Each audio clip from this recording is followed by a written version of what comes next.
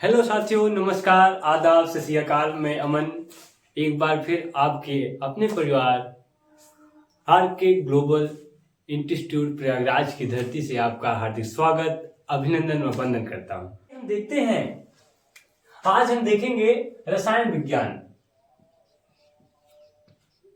रसायन विज्ञान रसायन विज्ञान का पहला पाठ है रासायनिक समीकरण और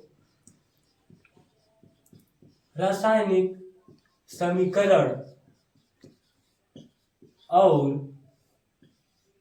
अभिक्रियाएं।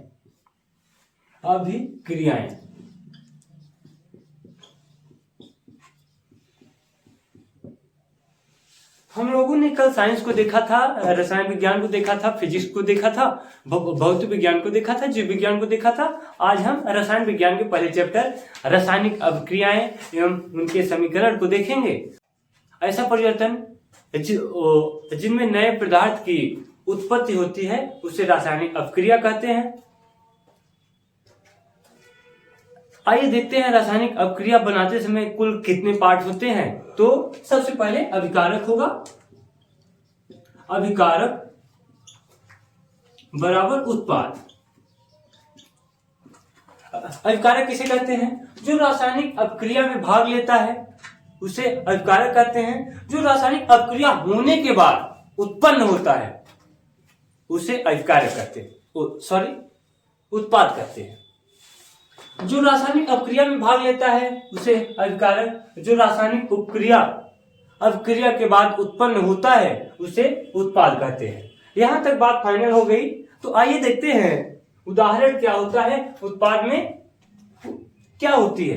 तो जैसे हम खाना को खाते हैं, भोजन को खाते हैं, तो हमारे शरीर में भोजन का पाचन होता है, उसके बाद कुछ पदार्थ बनते हैं। ये उत्पाद के ही उदाहरण है। दूध से दही का बनना रासायनिक अभिक्रिया का उदाहरण है, जो दूध से दही बनता है। तो आइए देखते हैं अब आगे रासायनिक अभिक्रिया के बाद की क्या उत्पन्न होता है।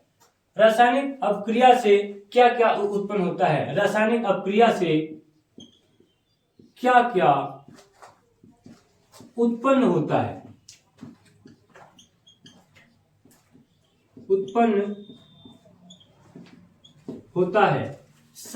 सबसे पहला रंग में परिवर्तन। रंग में परिवर्तन, रूप में परिवर्तन, रूप में परिवर्तन, लक्षण में परिवर्तन, लक्षण में परिवर्तन, कार्य में परिवर्तन, स्वरूप में परिवर्तन।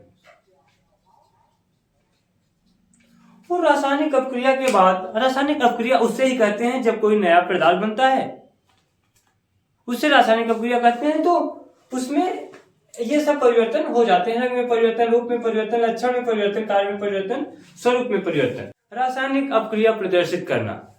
रासायनिक अभिक्रिया प्रदर्शित कैसे किया जाता है? ये भी बहुत सरल है। रासायनिक अभिक्रिया प्रदर्शित करना तो मैंने अभी आगे ही बताया था। रासायनिक अभिक्रिया प्रदर्शित करना, अभिकारक,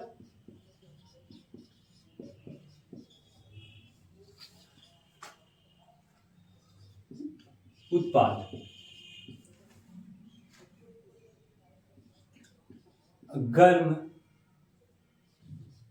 गर्म करना। यहां पे जिस टेम्परेचर में आप गर्म करते हैं यहाँ पे दर्शाएंगे अभिकारक को क्या क्या भाग ले रहा है, क्या उत्पन्न हुआ। ऐसे रासायनिक अभिक्रिया को हम लोग परिवर्तन को समझ लेते हैं। तो आइए देखते हैं रासायनिक समीकरण किसे कहते हैं। रासायनिक अभिक्रिया रासायनिक समीकरण द्वारा निरूपित की जाती है। रासायनिक समीकरण में तत्वों के प्रतीक या अभिकारक और उत्पादों के रासायनिक सूत्र उनकी भौतिक अवस्था के साथ लिखे जाते हैं। क्या है? रासायनिक अभिक्रिया रासायनिक समीकरण के द्वारा प्रदर्शित की जाती है। इसके अवस्था का स्वरूप, भौतिक परिवर्तन एवं अभिकारक व उत्पाद के साथ प्रतीक, अभिकारक के साथ प्रतीक एवं उत्पाद भी लिखे जाते हैं। रासायनिक समीकरण में अभिकारक का स्वरूप, भौतिक परिवर्तन, अवस्था का परिवर्तन, रासायनिक स्वरूप, गर्म करने की अवस्था, गर्म करने का माप सहित कंप्लीट लिखा जाता है। अभिक्रिया, रासायनिक अभिक्रिया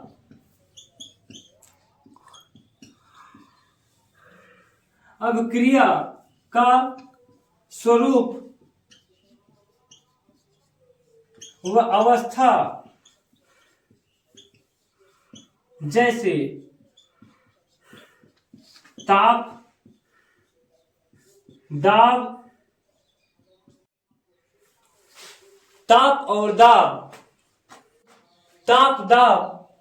उत्प्रेरक,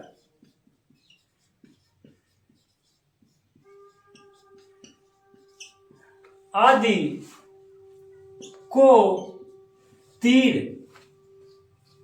के निशान के ऊपर लिखा जाता है।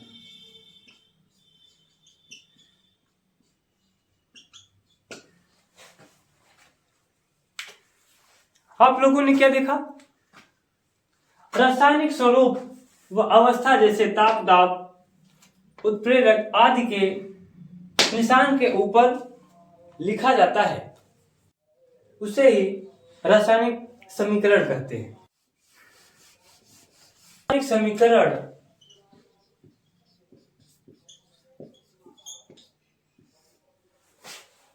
रासायनिक समीकरण अगला टॉपिक है रासायनिक समीकरण संतुलित करना।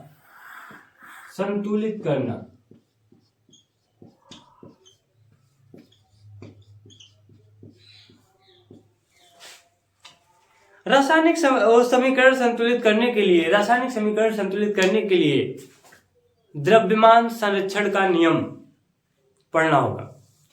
और द्रव्यमान संरक्षण का नियम कहता है हम ना तो तत्व को नष्ट कर सकते हैं, ना ही तत्व